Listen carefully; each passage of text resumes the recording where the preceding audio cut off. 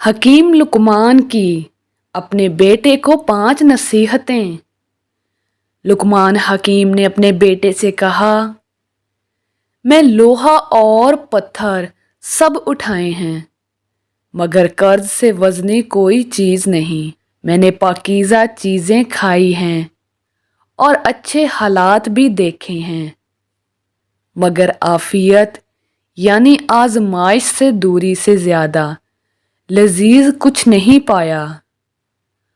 और लोगों की तरफ अपनी ज़रूरियात को ले जाने से तल्ख किसी चीज़ को नहीं पाया।